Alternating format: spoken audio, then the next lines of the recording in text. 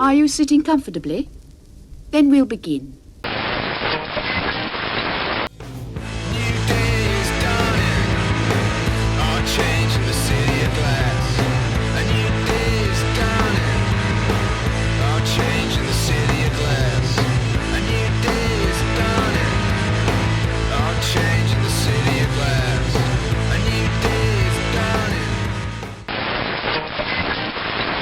So that was the first big weekend of this summer.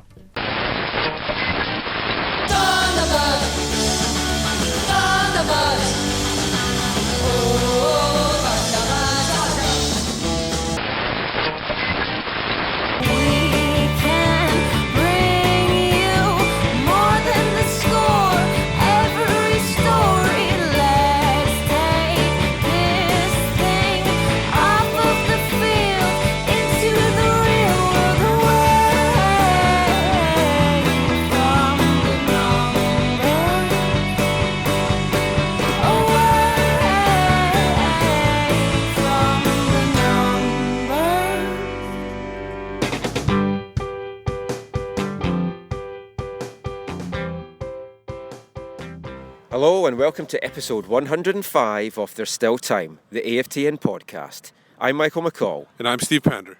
So we're recording this from Thunderbird Stadium after WFC2's home opener. 1-1 draw against Toronto FC. 2. Whitecaps 2-1. Toronto FC 2-1. That's so many tongue twisters this year. It's going to be even worse when there's like 3s and 4s put in the mix as well. Exactly. But before we look at the WFC2 game, which is going to take up the bulk of this podcast, we have to look back. We're going to ignore the San Jose game because we didn't do a podcast last week. And the Columbus game, because we never did a podcast after that one either. Oh, well, they're in the past. Yes. We didn't win those, so we're only going to do podcasts after we win. But makes RSL, more podcasts. It makes me happier doing it. I'm not depressed and want to slip my wrists as I'm doing the editing. Unless I'm kind of listening to some of my goth music, but that's a whole other thing for another podcast. But Whitecaps back on the road into Sandy, Utah, taking on RSL. Never won there. They have now come away with all 3 points. 1-0 win. Darren Mattocks leapt like a salmon to head home a wonderful cross from Russell Tybert. It wasn't as high as against TFC, but it definitely was up there, and he got the ball right in the right spot. It was exactly like, remember last year when we asked Marius Rovda, how do you beat Nick Raimondo? And he said, hit it towards the post. And that's exactly where Mattocks aimed it, got it right at the post inside, and Raimondo was just basically hopping along trying to save it, and there's no way he was going to get to it. I think it was a deserved win. Yeah. It wasn't a fantastic game, but I do feel the Whitecaps absolutely controlled that second half. And they were able to, to professionally be able to absorb that kind of pressure from RSL, because there's no way you can play out and out against RSL in their stadium. It's almost, you're asking for a loss. So you have to pick your spot and then take advantage, and they did right after that red card, the first one against RSL. Rowe made some tactical changes for it. I think he went with that very unique 7-0-3 lineup, is how it kind of seemed to be. But it was almost playing like with 3 defensive midfielders. Yeah. Depending on whether they were attacking, whether they were defending. Well, Darren Mattocks seemed like he was in a holding midfield position a couple of times. Yeah, it was a very defensive start to the game. But watching the game, I had said that, to me, it had all the makings of the Whitecaps were going to sit back till about the 60 or 70 minute mark, bring on a couple of speedsters and then go for it. Didn't quite play out exactly like that, but close enough. But it was almost like they were playing with 3 DMs. What did you think of that mix? I know some of it was enforced with Pedro being out, but having Kofi, Tybert and Lab on the pitch. Well, the Tybert position, like we were talking about that. What's his best position? And it's sometimes it's holding midfield, sometimes his left. He was playing out wide quite a bit too. I think he would, when they were in a defensive position, that's when he would slip in and play a little tighter. So he was actually a wide player slipping in and making it tighter in the midfield.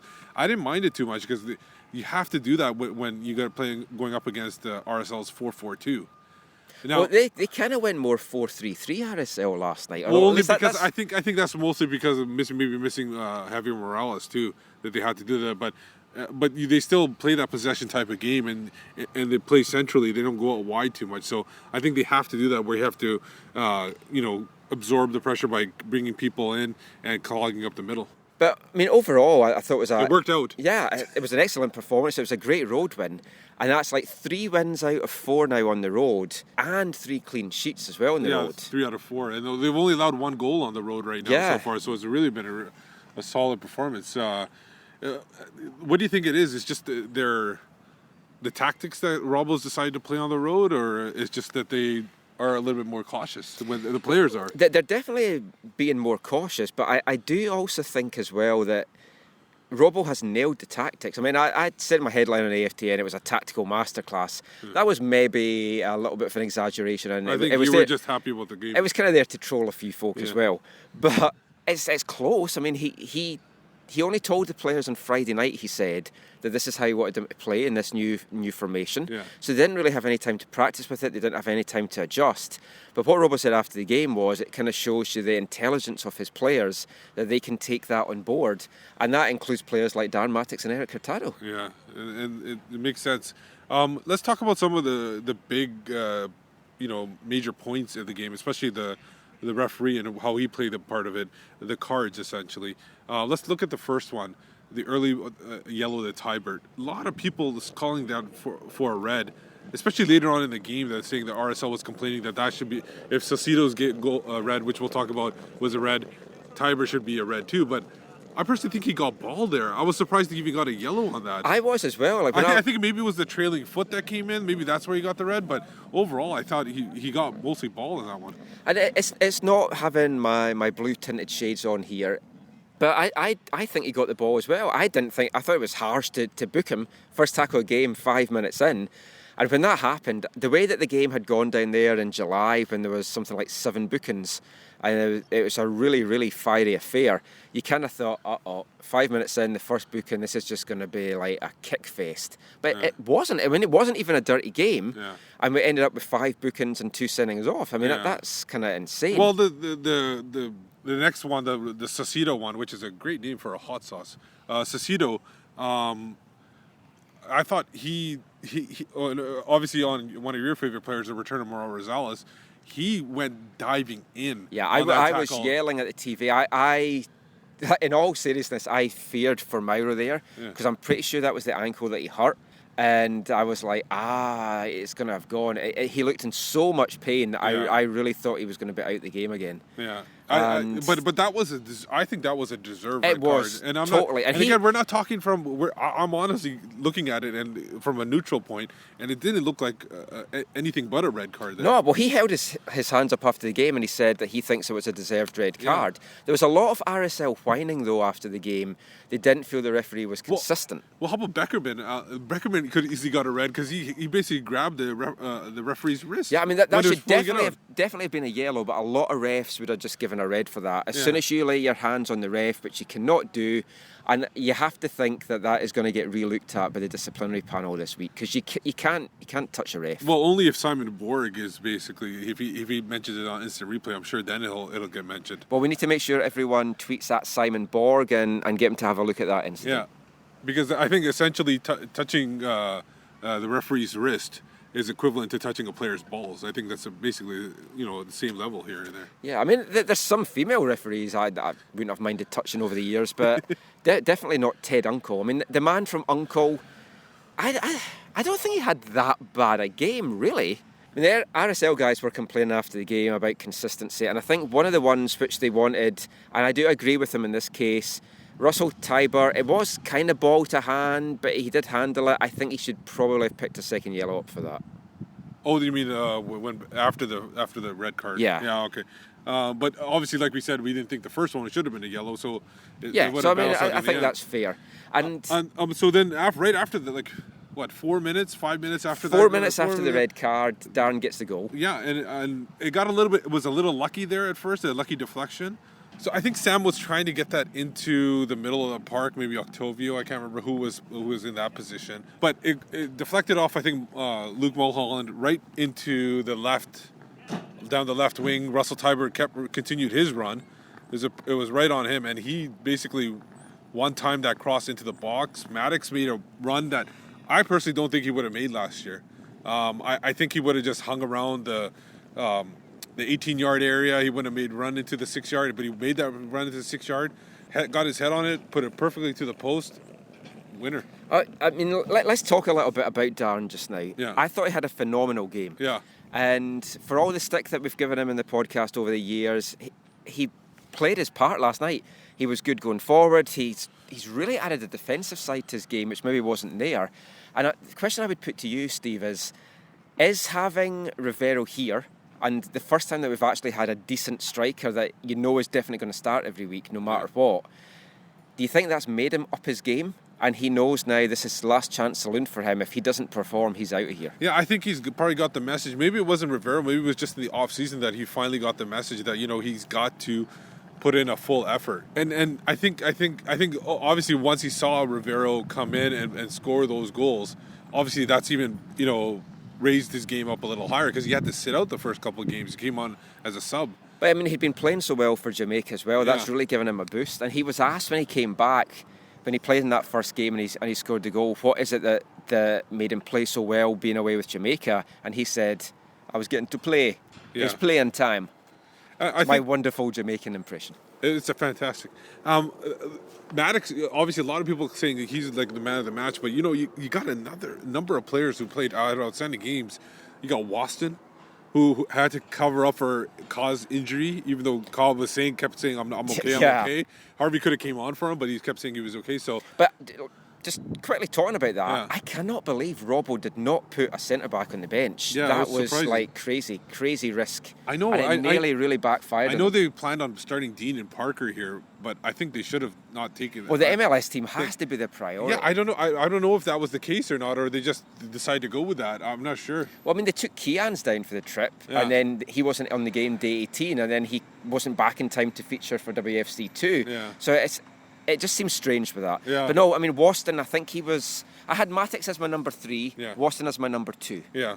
My number 1 was Matty Laba. Matty Laba had a good game too. I had him on. Phenomenal. I think Russell Tybert had a fantastic game. He Yep. obviously just not even across his defensive work. Captain Canada. Yeah, and I thought Mesquita, playing in the role of Morales, I know he really didn't factor in on the goal, but I thought he, you know, was wizarding around there, and he had his moments as well.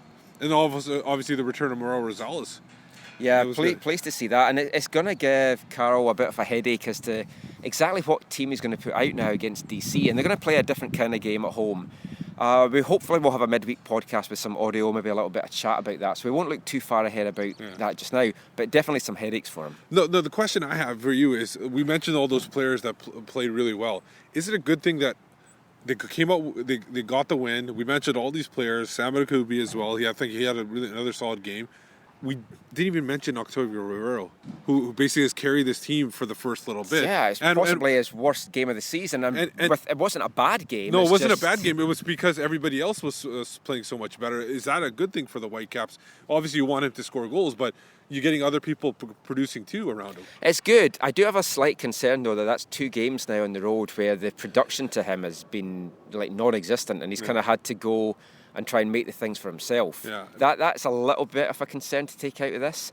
The other thing as well is, my other concern for the game, I would say, is the fact that they didn't kill RSL off. Yeah. RSL in stoppage time really went for it. Well, when they were down, once they went down to 9 men, all of a sudden they became. They looked they looked a much better team, and you're thinking to yourself, if you let a goal in against 9 men here, that's just disgraceful. it was but funny. they held on. I think Mark Weber tweeted out that the Whitecaps might need some 11v9 training. That could be the next tactical thing that he tries to do. But they didn't kill the game off, and that for me was the other negative from the game. But I think that's enough MLS talk. I think it's time for us to move now to talk about the USL team, WFC2.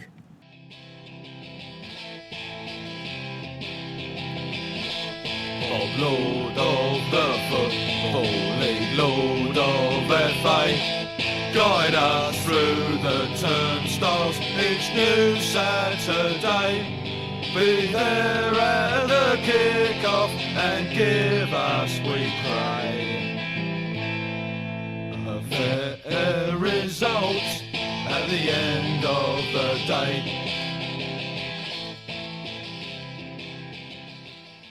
So we're back, and we're back to talk about WFC2. Still a Thunderbird, as you can probably hear. I should have said that there's a lot of noise going on in the background, so hopefully you're picking this up okay.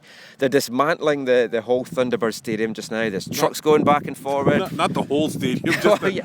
Okay, that was a bit dramatic then. Yep, they're rebuilding it. They don't like the way it looks. They want to get it closer to the pitch. But WFC2 home opener, 1-0 draw against Toronto FC. Your proverbial game of two halves. Yeah. Toronto were nowhere near in anything in that first half, and then they got a fluke.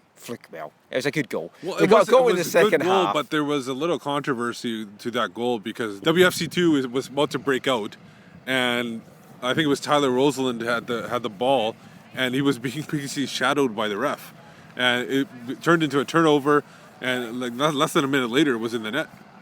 So you say it's a good goal, but it shouldn't happen the referee. It shouldn't happen. It was Because the a good referee was finish. actually walking with him for like a good 5-10 yards before the ball actually got turned over. It really spurred Toronto on, and they really took the game to the Whitecaps. Whitecaps then went down to 10 men with a second yellow card for Victor Blasco. And then after that, it just looked like TFC were going to win. But then TFC went down to 10 men for their second yellow card. And then Whitecaps had the better of the last few minutes. Neither team could find the back of the net. 1-0 draw. It, for me, wasn't a fair result because the Whitecaps dominated that first half. And dominated up until that goal, basically. And we should talk about, obviously Caleb Clarke with the opener. Fantastic finish. And how many goals has he got so far? 2. Yeah. But yeah, first home goal for the new USL team. Caleb Clarke's other goal was also the very first ever goal for the WFC2 team. And it's for his first professional goal on home soil as well. True. So before we actually talk about how we thought Caleb did and how he's kind of started the season, let's hear a little bit from Caleb Clarke himself.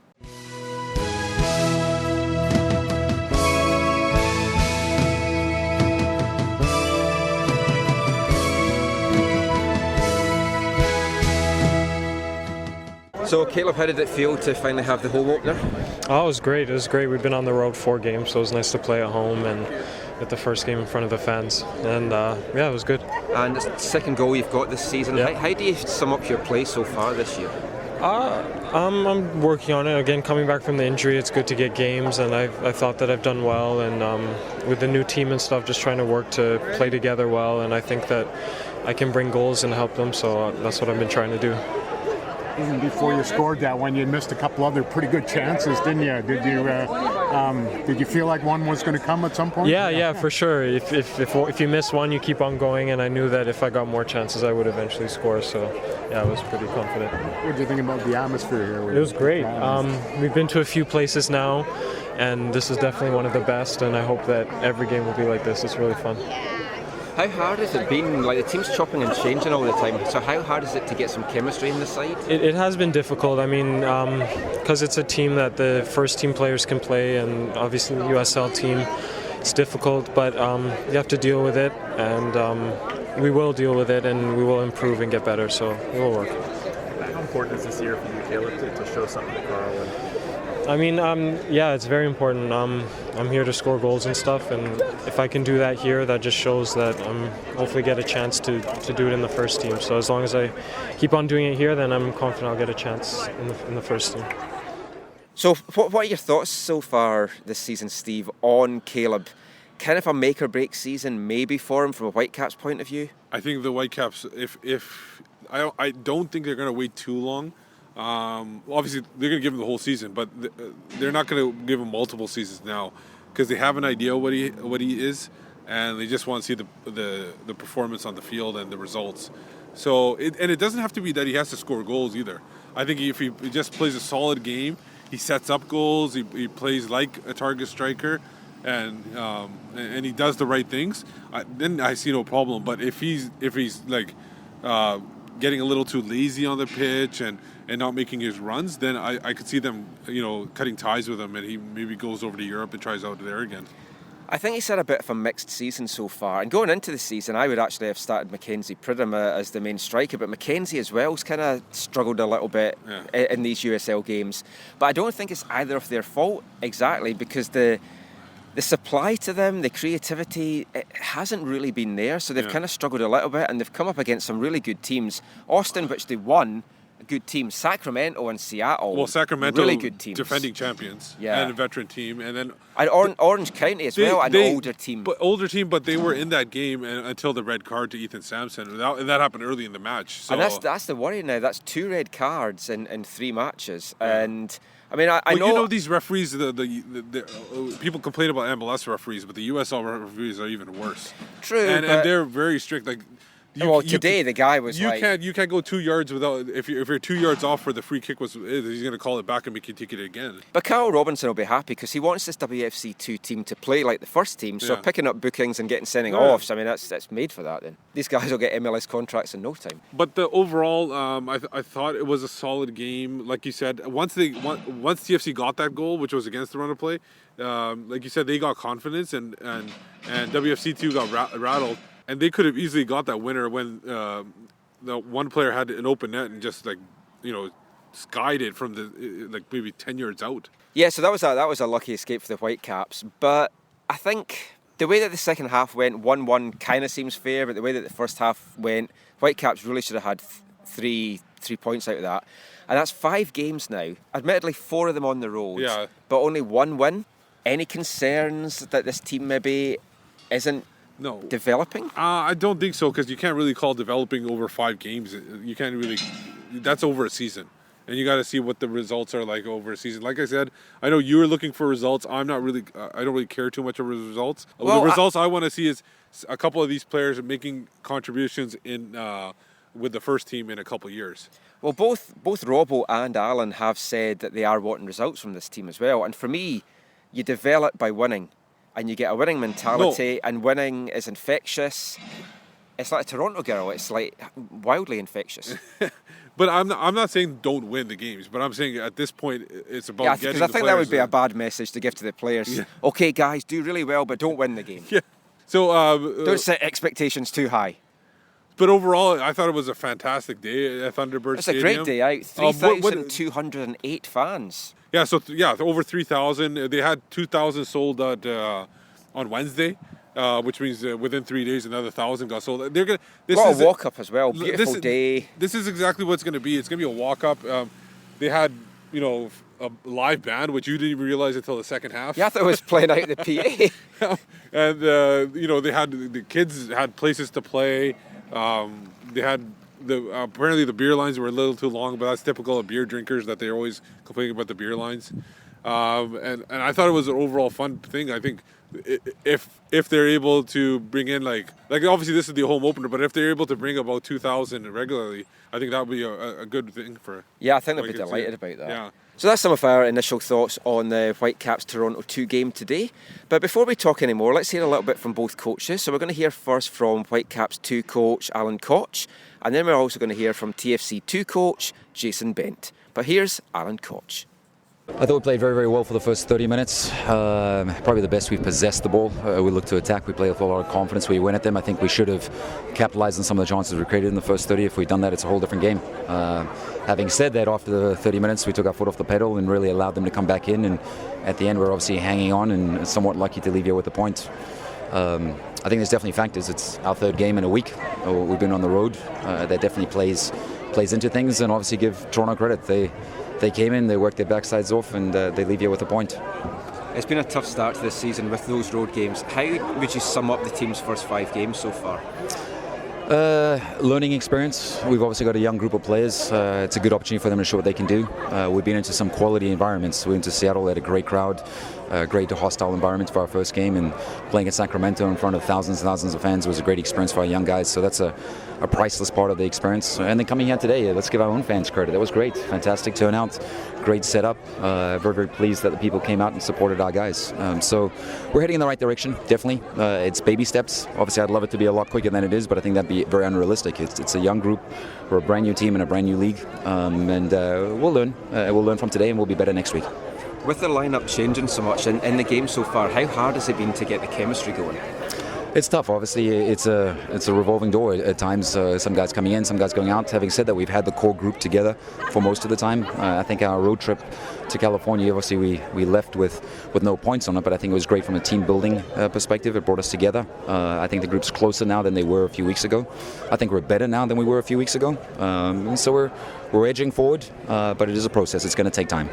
And is this the squad you see going with now for the next few months, or are you still looking to make any additions? We're going to go with this group for now. I think it's only fair to give them an opportunity to show what they can do. Obviously, there's a lot of young guys that are waiting for their opportunity. We've got a couple guys that are out with injuries at the moment, and as soon as we get them back, it'll be a little bit more competitive from a selection perspective. But no, we're happy with this group, and we'll keep working with them.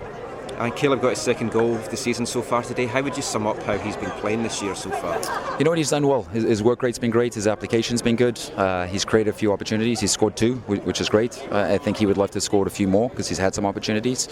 But he hasn't played in games in a while. So for him to get back into it, we all know strikers need to be confident. They need to be playing and feeling good about themselves. So like the group, he's edging forward in the right direction. And Ben McKendry's played almost every minute now. What's been behind that? Are you just wanting to see as much of him as possible? I wouldn't say it's wanting to see more of Ben than seeing anything of everybody else. It's probably just player selection-wise and what we've needed to get out of the certain players in certain games. And Ben's come out and he's done well. He's applied himself. He knows this is the avenue that he needs to prove himself in first. Like the majority of our players, you have to do well in the USL to obviously earn your spot and go play in the MLS. So he's done well, but I wouldn't say there's any particular reason why he's played any more minutes than anybody else.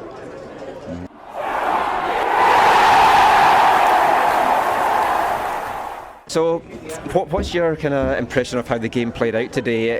You kind of, first half Whitecaps dominated, second half you really seemed to come back into it. Yeah, they had most of the play in the first half. We, had a couple of half chances, but they sort of dictated the play in the first half. And when you come away from home, sometimes you gotta be able to weather that spell for a little bit, and then eventually, hopefully, you come back into the game. In the second half, we made some adjustments to try and combat some of the things that they were doing to us, and then we started to come more into the game. I think in the last sort of 10 minutes of the first half and then into the second half, we started to have more possession of the ball and just a bit more decisive in the attack in third. The second half, I thought we had enough chances to win the game.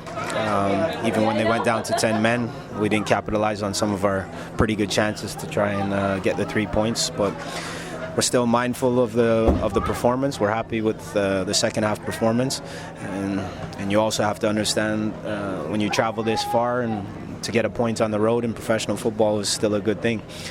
Even though we were up a man, we thought we could have possibly nicked a goal to take the lead, but it wasn't to be. But I'm happy for the players and proud of their performance. So.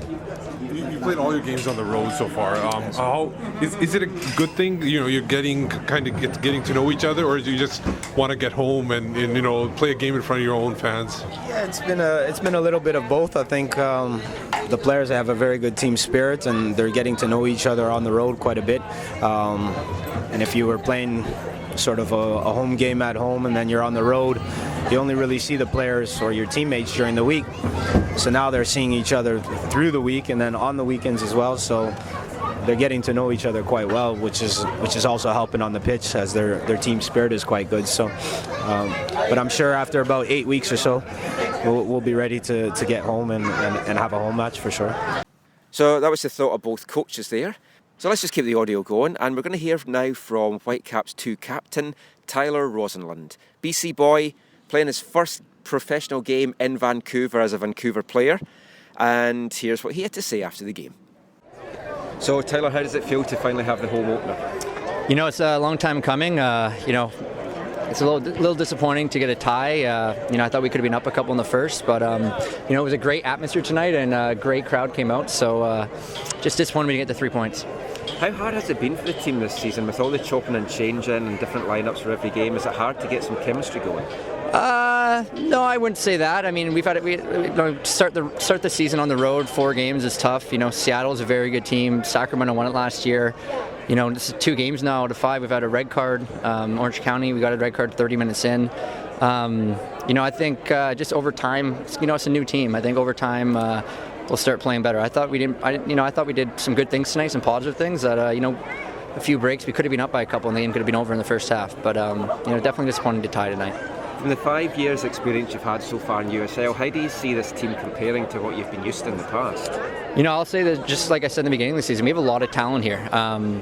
We have a young team, definitely the youngest team I've ever played on. But I think when we start gelling, there was glimpses tonight that we were looking dangerous going forward. So if we put a couple of those away, it's a different game. So I think as the season grows, we'll get a little more maturity and. We haven't had the best start, but we have a lot of home games left, and that's how you make the playoffs. You win your home games. So, we have to start picking a few more up on the road, and I think we'll be fine. Who did the better marking on you, TFC player or the referee? Yeah, that play is a little bit frustrating. But you know what happens? Tim made a good pass to me, kind of cross field, and just the ref was in the way. So, that kind of led to a goal though. So that kind of sucked. But what can you do? So Tyler Rosenlund there. We're on a bit of a roll, so we grabbed a lot of audio today, but let's hear from one of our podcast faves now. Goalkeeper Marco Carducci. Started again today. I think that's his second start of this season. Him and Spencer Ritchie have kind of been switching things back and forward a little bit. With a little Italian there. With a little bit of Italian thrown in as well. And we asked him a little bit about that, how he found it so far, his hopes for the season, including if he's hoping to play in the Voyageurs Cup this year. So here's Marco Carducci. Keeper, you just made a decent save. So why do you feel the need to rant and rave? Screaming at defenders makes you look dead stupid, especially when they haven't done much wrong. Please cease the trait. So Marco, home opener finally here. How did it feel like to play in front of the home fans after all the games on the road? It was incredible. The turnout was fantastic, and we know the first team all the way down to the residency. The supporters we have are always into it, and they're here to support us. So it was great to play in front of them, and unfortunately we didn't get the result we wanted, but it was a great atmosphere and very nice to be home. Now, the way that the team's gone this year, it's like yourself and Spence have kind of swapped minutes, and then Paolo had the first game as well. Is that how it's looking like it's going to be for the season, or is one of you getting given the chance to kind of make yourself the number one? As far as I know right now, the first few games were obviously to see the team out a bit, get guys minutes, and as of right now, I'm not honestly 100% sure. We'll go with it. I know it's important for a lot of guys to get minutes, and this league is a great platform for that. But at the end of the day, it's just, like you said, it's about performance too. So when it comes down to it, just taking your chances and going out. But I'll just, when I get called upon to play, however it turns out to be throughout the season, I'll be ready. The team overall, has it been a little bit hard? Because I was working out all the different lineup changes, and there's been so many, like 5 from one game to the next, and then there was 9 for the last game midweek. Is it hard to get the chemistry going?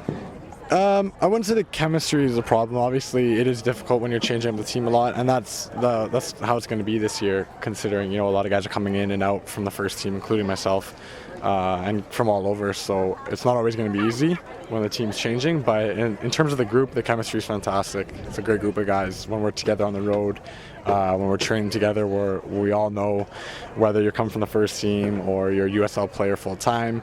When you're here, you're playing for the USL team, you're playing for the club regardless. So it's a great atmosphere among the team, and I think things will start clicking a bit more once the team gets a little bit more used to each other. And for you personally, for this year, I know you might not be able to say it just now, but are you expecting to maybe play in the Canadian Championship again? I'm hoping so. Like I said, regarding the USL, I think the best thing for me in terms of an approach to it is just to be ready for whatever and take the opportunity when it comes. And it's just a day-by-day thing, so continue to work hard in training, and when these games come up, make sure you're performing in here, and then if the chances come with the first team in Canadian Championship, I'm hopefully looking forward to that as well. So Marco Carducci there, I don't think we could really blame him for the goal today. It's going to be interesting though, Steve, to see how Marco does develop this year, because I've really liked what I've seen from Spencer Ritchie, and I think he's a really strong keeper. Well, he's had more experience. He's a much older keeper, so you got to take that into account as well. But overall, I think Robbo is still high on Carducci going forward. I mean, totally, and he has the MLS contract. But I do want to maybe see them split in time, just so we can see a little bit more of Ritchie. I know Ritchie got lobbed by that amazing goal during the week against Sacramento, but I do like what I've seen from him. Now, There has been a lot of chopping and changing, as I asked in the various interviews there. And for me, I do think it is hard to get the chemistry going. It will come. They are basically still a new team, trying to find their feet. But one guy that has played in every single official minute, he got taken off in the 90th minute today, so didn't play stoppage time. But in all 5 games, he's played 90 minutes. Whitecaps residency alumni, Ben McKendry. Now, Ben's been playing mainly a DM role. He's also played in central midfield. He's playing on right wing at times today. And this is an important season for Ben. It's his first one with the Whitecaps with an MLS contract. He's obviously eager to try and get some MLS minutes. It's hard though when in his position you've got Tybert, Lava, Kofi, Debbie Flores now ahead of him. So it's important that he kind of comes to these games and shows well. So we kind of asked Ben what he's thought of his season so far, what his hopes are for this season, and what he needs to do to show Kyle Robinson that he's MLS ready. So here's Ben McKendry.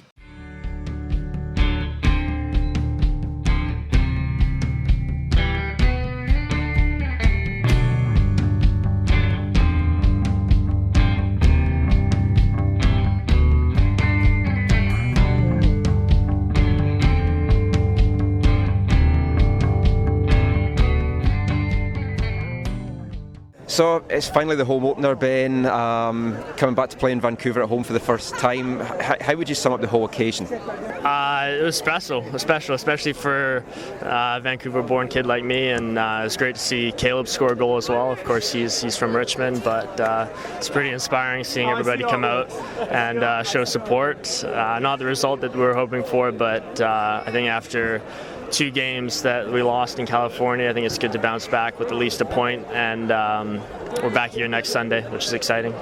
And you've played pretty much every minute now in the 5 games so far. How would you sum up your own season, like from a personal point of view? How do you feel it's gone so far?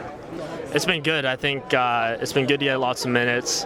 Obviously, I'd like to be with the MLS team, but this is a great environment to show our stuff, and overall it's gone well so far. And I mean, that's the thing, like you guys, you're training during the week with the MLS team, and then you're coming into the USL team at the weekend. How hard has it been to kind of get that chemistry going? Yeah, I think I don't think you ever want to make excuses for yourself. I think no matter what environment you're in, you gotta perform, and but yeah, I don't think we have any excuses for ourselves. The USL guys are great players, and they've done a great job of welcoming the MLS guys who are coming down to play with them. So I think chemistry is coming, and as the season goes on, I think we'll get better. So far, like this is your first kind of pro career that you're now embarking on. What's the main differences you've seen, or what's the difference in quality from what you've been used to now in New Mexico the last couple of years? I think everything's just a little bit quicker. Guys are technically better. They move the ball better. Yeah, it's definitely a different environment, though. I'd say in college it was a great level of soccer. I think the team morale was strong, and yeah, it's definitely 2 very different environments. But there is a little bit of an adapting period that everyone goes through, and I feel like I'm coming out of that a little bit right now, which is exciting. Looking ahead to MLS, what do you feel you need to show in these games? What do you need to do to show Carl that you deserve to be pushing for a spot in the game day 18 and then like get your first MLS start?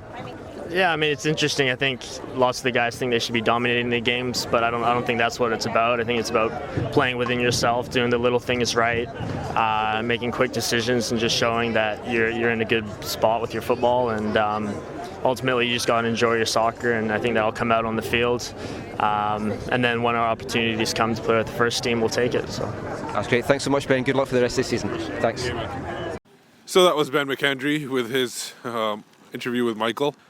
Whitecaps 2 in the bag. It wasn't a 6-point weekend, but we'll take a 4-point weekend. The key thing is the MLS guys won. Yeah. So Whitecaps 2 are at home next Sunday. So if you didn't get out today, definitely try and get out for that game at Thunderbird. Whitecaps are at home on Saturday evening. DC United come to town. Big battle of the East and the West. As I said, we'll hopefully have a podcast during the week before we kind of set that game up a little bit. But some other things to watch out for on different things AFTN this week. We're going to have our Provincial Cup coverage. There's some more games coming up this weekend, so try and get out for that. Some big upsets.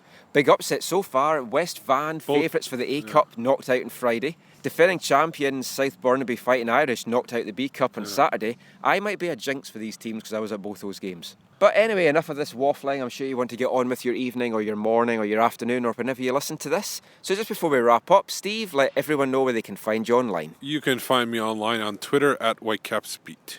And I'm Michael McCall. You can find me on Twitter at AFTN Canada. You can read all our stuff, AFTN. Go there, aftn.ca. And just follow our writers, Jay Duke, Aaron Campbell as well, and our photographer at Residual Image. So until next time, from a sunny and noisy Thunderbird Stadium, thanks for listening, take care, and mon the Caps, and Caps too. One day I shall come back. Yes, I shall come back. Until then, there must be no regrets, no tears, no anxieties. Just go forward in all your beliefs and prove to me that I am not mistaken in mine.